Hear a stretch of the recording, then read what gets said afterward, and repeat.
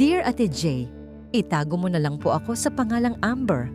Isang simpleng dalaga, nagtatrabaho bilang virtual assistant at kasalukuyang nangungupahan sa isang maliit pero maayos na apartment sa isang compound sa Quezon City. Tahimik ang buhay ko noon hanggang sa matuklasan kong sa tuwing naliligo ako, may mga matang palihim na nanonood. Hindi ko alam kung kasalanan ba niya o kasalanan ko na rin. Kaya Ate J, sa gabing ito, hayaan mong ikwento ko ang lahat. 3 buwan pa lang ako sa apartment complex nang mapansin kong may kakaibang pakikitungo si Kuya Martin. Ang landlord naming may edad na ng konti sa akin. Nasa mid-30s siguro, may asawa, pero bihirang umuwi ang babae. Lagi siyang nasa labas ng bansa, OFW raw. Mabait siya sa simula. Laging nag-aalok tumulong, minsan may dalang kape, minsan chichirya kapag gabi.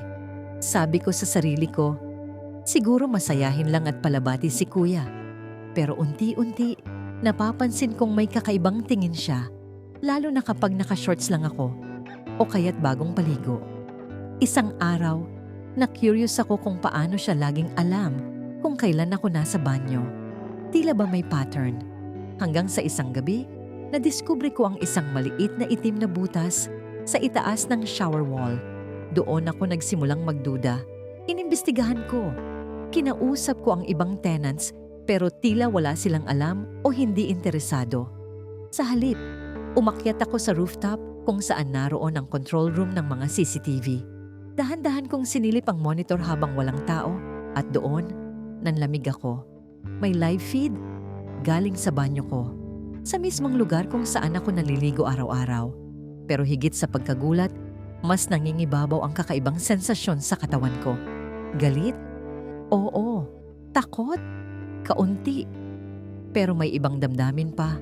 Kiliti. Kakaibang kilig. Parang may ibang bahagi ng pagkatao kong nagising. Sa halip na magsumbong, gumawa ako ng plano. Kinabukasan, nanadya akong maligo nang bukas ang kurtina. Mabagal ang bawat galaw ko. Sinadya kong magtagal sa harap ng salamin. Sinadya kong ibaba ang tuwalya ko bago pa ako makasuot ng pambahay.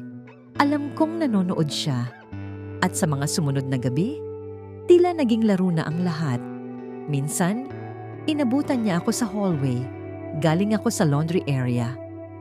Bago siya magsalita, tinignan niya lang ako ng matagal. Wala siyang sinabing bastos, pero iba ang tingin. Alam naming pareho ang nangyayari. Hanggang sa isang gabi, kinatok niya ang pinto ko. Amber, okay ka lang ba? Simple lang tanong niya, pero ramdam ko ang tensyon. Hindi ako sumagot agad. Sa halip, binuksan ko ang pinto. Suot ko lang ang maluwag kong sando at maikling shorts. Halika muna. Gusto mo ng kape? Sabi ko, kalmado. Hindi siya agad pumasok, pero napalunok siya. At pagpasok niya, alam naming pareho kung ano ang mangyayari. Hindi na ako nagtago. Doon sa sala, tinanggal ko ang tali ng buhok ko. Dahan-dahang umupo sa harap niya at sinabing, ayoko nang magpanggap kuya. Alam ko. Tumango lang siya. At sa mga sumunod na gabi, hindi na sa CCTV siya nanonood, kundi sa mismong harapan ko. Madalas siyang pumupunta kapag wala ng ibang gising. Tahimik kaming nagkakatinginan habang pinipigilan ang bawat unggol, ang bawat halinghing. Dito ko unang naranasan ang sobrang atensyon at sobrang libog. Alam kong mali. May asawa siya. At ako, unti-unting nawawala sa sarili. May isang gabi, tinanong ko siya, paano kung malaman ng asawa mo? Sumagot siya ng mahina, wala na kami, matagal na. Pero ikaw ang bumuhay sa akin muli. Niyakap niya ako. At sa gabing yon, hindi lang katawan namin ang nagtagpo, pati damdamin. Ngunit walang lihim na di nabubunyag. Isang araw, dumating ang asawa ni Kuya Martin mula sa abroad. Walang kaalam-alam sa mga nangyari. Kinabukasan, bigla akong nakatanggap ng notice. Kailangan ko na raw umalis sa apartment sa loob ng 30 araw. Hindi siya nagpakita sa akin. Pero bago ako tuluyang umalis, may isang hating gabi na kinatok niya ulit ang pinto ko. Wala siyang dalang kahit ano. Pumasok siya, Walang salitang lumabas sa kanyang bibig maliban sa salamat at paumanhin.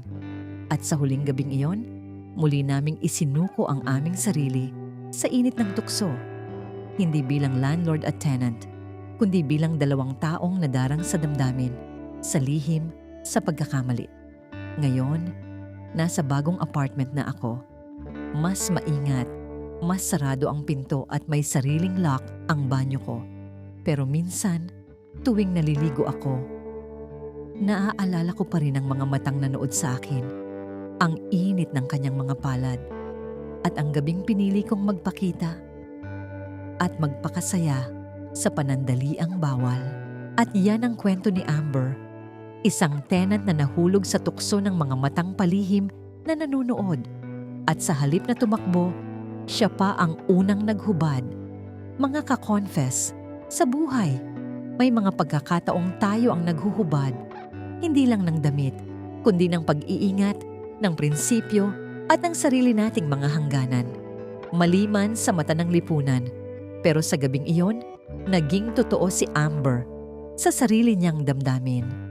Kung naibigan mo ang kwentong ito, huwag kalimutang i-like, i-share, mag-comment at mag-subscribe dito sa YouTube channel ng Tagalog Wild Confession. Dito, bawat lihim ay may tinig. Ako si Ate J, ang inyong tagapakinig sa bawat mapusok na gabi. Hanggang sa susunod nating pakikinig, paalam, mga ka-confess.